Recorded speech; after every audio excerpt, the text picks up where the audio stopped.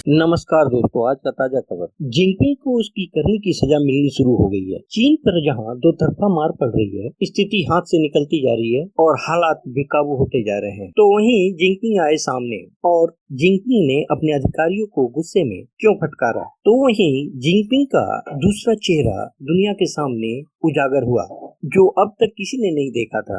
भारत के लिए जिनपिंग का ये रूप फायदा पहुंचाएगा या नुकसान, ये आने वाला समय बताएगा। जानेंगे इन खबरों को विस्तार से। जैसा कि पिछली न्यूज में मैंने आपको बताया था, ग्वांगझू शहर से कोरोना फैलते फैलते अब चीन के दूसरे शहरों में फैलना शुरू हो गया है। असर ये हुआ है कि चीन ने अपने बॉर्डर को सील कर दिया है, लेकिन कोरोना के दो वर्जन कोविड-26 और कोविड-32 को लेकर दुनिया दहशत में आ गई है। आखिर है ये क्या? देखिए, इस महामारी से दुनिया के अधिकतर देश तबाह हो चुके हैं और उनकी अर्थव्यवस्था पूरी तरह से चरमरा गई है।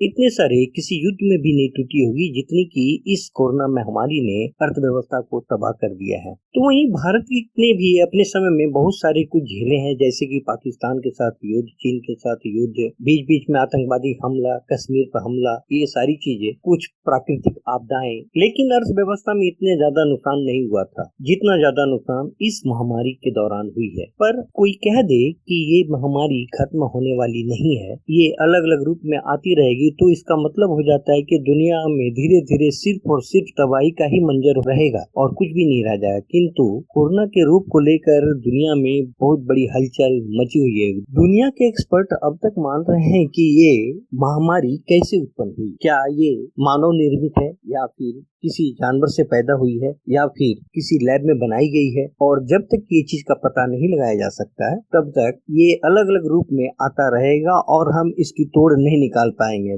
दुनिया का दबाव चीन के ऊपर इसलिए भी बहुत ज्यादा पड़ रहा है कि अब तो भारत भी खुलकर इस चीन के सामने आ गया है। चीन के ऊपर दुनिया अब ये दबाव डाल रही है कि आप बताओ और पूरी डिटेल बताओ कि ये कैसे उत्पन्न हुई है। तो वहीं चीन ये सब मामले को छुपा रहा है और दुनिया के लिए एक बहुत बड़ी संकट उत्पन्न कर रहा है और दुनिया को भी खतरे में डाल रहा है। तो वहीं अमेरिका ने चीन को 90 दिन का वक्त दिया है। 90 दिन के अंदर उससे सारे डिटेल चाहिए और जैसे ही रिपोर्ट आती है वो पूरी दुनिया को दिखा देगा कि ये बीमारी वुहान लैब से उत्पन्न हुई है। तो इसका असर क्या होने वाला है? इसका असर ये होगा कि चीन के ऊपर दुनिया भर के सैंक्शंस लगने शुरू हो जाएंगे। अभी दुनिया के दबाव पे WHO ने ऐसी ट्रीटी साइन की है जिसमें इस तरह की महामारी कहीं भी फैलती है तो और वो देश जिम्मेदार पाया जाता है दूसरे देश में फैलाने के लिए, तो उस देश पर पाबंदियां लगेगी। जैसे कि चीन में जब ये बीमारी फैला तो अपने वुहान को उन्होंने सिर्फ लॉकडाउन किया,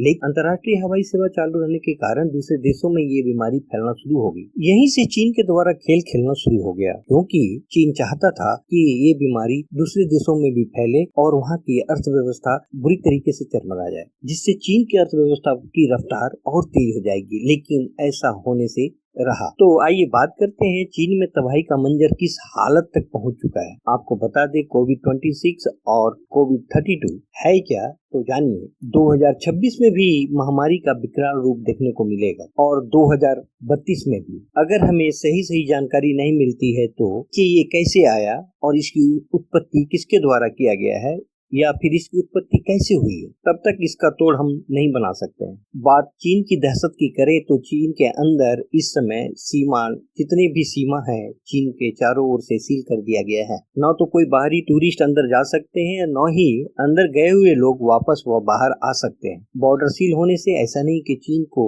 हानि नहीं हो रही है, चीन को कई तरह से नुकसान हो रहा है। अब तो उनके पीछे बर्ड फ्लू का H10N3 स्ट्रेन भी मिलना शुरू हो गया है। 41 साल के एक इंसान जो जिनजियांग के रहने वाले हैं, उसके अंदर ये वायरस मिला है। सबसे बड़ी बात ये है कि ये वायरस ज्यादातर मुर्गियों में पैदा होती है, लेकिन अब ये इंसान में मिलना शुरू हो गया है, यानी कि ये एक नई बीमारी का इजाद फिर से चीन में होना शुरू हो गया है। वैसे चीन ने दुनिया को महामारी देने में अहम किरदार निभाया है, चाहे वो स्पेनिश फ्लू हो या फिर फ्लैग। आखिर अब आप सोचेंगे कि सारी बीमारियां चीन से ही पैदा क्यों हो रही है, तो इसके पीछे एक बहुत बड़ा कारण है। माओ त्से तुंग है, जो CPP के संस्थापक भी हैं। माओ त्से तुंग को गौरैया, इतनी प्यारी पक्षी उससे बड़ी चीज होती थी। उसने ये आदेश दे दिया, जहाँ भी गोरैया देखो उसे मार डालो। एक अभियान सा चला दिया, सारी गोरैया मारी जाने लगी। प्रकृति ने हर चीज का एक साइकिल बनाया हुआ है। गोरैया है जो कीड़े मकोड़े को खाती है, कीड़े मकोड़े अपनी संतुलित संख्या में रह जाते हैं, जिससे कि फसल बर्बाद नहीं होती है। लेकिन यहाँ सारे गोरैया के मारे जाने के बाद कीड़े मकोड़े की भरमार होगी और कीड़े मकोड़े ने मिल करके जितनी भी फसल थी वो सारे चट करना शुरू कर दिए, जिसके कारण वहाँ पर फसल उगाने में दिक्कत होने लगी